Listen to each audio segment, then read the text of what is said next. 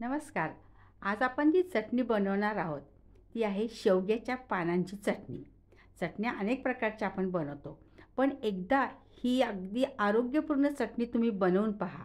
शेवगा तर सगळ्यांना माहिती आहे की शेवगा अतिशय सुपरफूड म्हणला जातो, पण शेवग्याची पानेसुद्धा तितकीच महत्त्वपूर्ण आहे. याच्यात अँटीऑक्सिडंट असतो आणि भरपूर प्रमाणात पोटॅशियम, कॅल्शियम, आयर्न असल्यामुळे आपल्या आरोग्यासाठी ही जी शेवग्याची पानं आहेत अतिशय उपयुक्त आहेत. आणि खास करून फायबरचं प्रमाण जास्त असल्यामुळे ज्या लोकांना बद्धकोष्ठतेचा त्रास असतो, तर त्यामुळे त्यांनी या पानांचा कुठल्याही प्रकारे वापर करावा. तुम्ही सूप करून प्या किंवा या पानांची भाजी करून प्या, पण त्या पानं आपल्या पोटातही गेलीच पाहिजे. तर आजच्या रेसिपीमध्ये आपण या पानांपासूनच चटणी बनवणार आहोत. तर ही पाने मी छान तोडून घेतली आहे. स्वच्छ धुवून अशा थोड्याशा कपड्यावर आपण पसरून घ्यायची आहे, की जेणेकरून त्याचा तो ओलसरपणा थोडासा कमी होणार आहे. कारण की ही अतिशय उपयुक्त अशी पानं आहेत आणि स्वच्छ धुतलीच पाहिजे, कारण की त्याच्यावर जी धूळ वगैरे असेल ते अगदी 2-3 पाण्याने छान खळखळून धुवून घ्यायची आणि मग ती थोडीशी पसरून ठेवायची. अशी फार सुकवायची अशी नाही आहे, कारण की आपण ही तेलामध्ये परतणारच आहोत. तर या पॅनमध्ये, कढईमध्ये मी थोडंसं तेल टाकलं आहे. तेलाचं प्रमाण पण अगदी थोडं टाकलं आहे आणि या तेलामध्ये ही जी आपण सुकवलेली पानं आहेत, ते जी आपण कापडावर पसरून ठेवलेली होती, ती पानं अशी छानपैकी कुरकुरीत करणार आहोत. कारण की ही पानं कुठल्याही स्वरूपात आपण आपल्या आरोग्यासाठी उपयुक्तच आहेत. तर हळुवारपणे मंद आचेवर ही अशी छान पानं कुरकुरीत होऊ द्यायची, कारण की आज जर मोठी असेल तर ती काळपट पडतील आणि जळून जातील.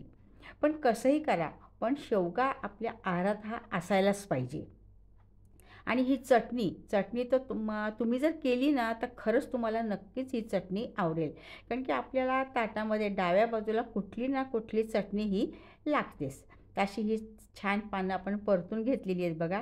आणि तुम्ही बघू शकता कशी छानपैकी अशी कुरकुरीत झालेली आहेत.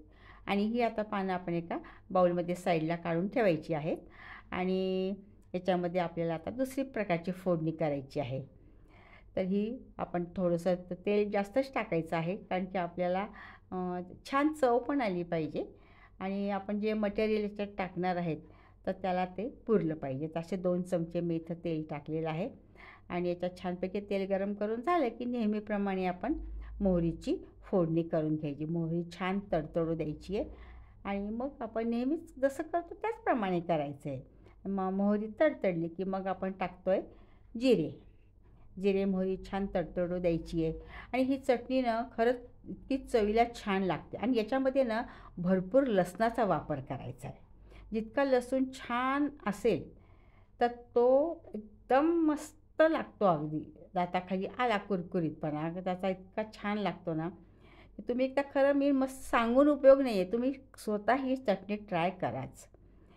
तर आता बघा ही लसूण आपण छानपैकी मंद आचेवर छान असे ब्राऊनसर कलर करून घ्यायचा आहे असा, की त्यामुळे तो असा छानपैकी कुरकुरीत होईल. जितका लसूण जास्त असेल तर या चटणीचे चव पण छान वाढते. आणि नंतर आपण टाकतो 1 चमचाभर तीळ.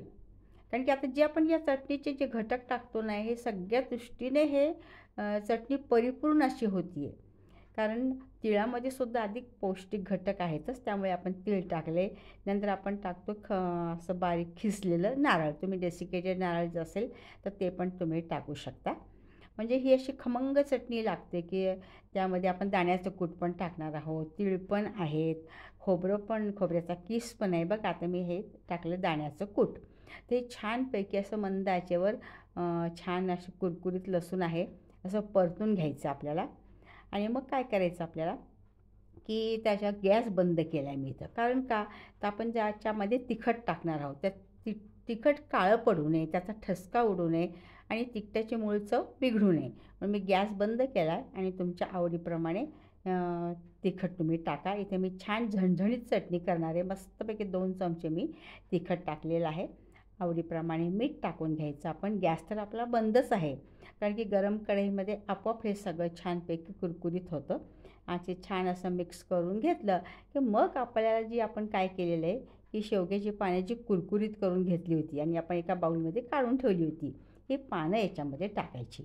बघा भरपूर पानं होती, पण आपण जेव्हा परतल्याने त्याची क्वांटिटी कमी झाली आहे. त्यामुळे भरपूर शेवग्याचं पान आपल्या पोटात जाऊ शकतात आणि आपल्या जेवणामध्ये डाव्या बाजूला चटणी लागतेच.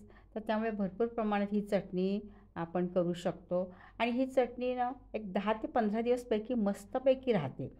तुम्ही भाताबरोबर पण खाऊ शकता. छानपैकी खिचडी केली आणि खिचडीबरोबर मस्त नुसती चटणी असेल तर वा वा वा, काय जेवणाची लज्जत वाढते. तर अशी ही मस्त पौष्टिक आणि एक छानपैकी सोपी करायला पण चविष्ट ही अशी शेवग्याच्या पानांची चटणी तुम्ही अवश्य करून बघा आणि मला नक्कीच खात्री आहे की तुम्हाला आवडेल. खूप खूप धन्यवाद.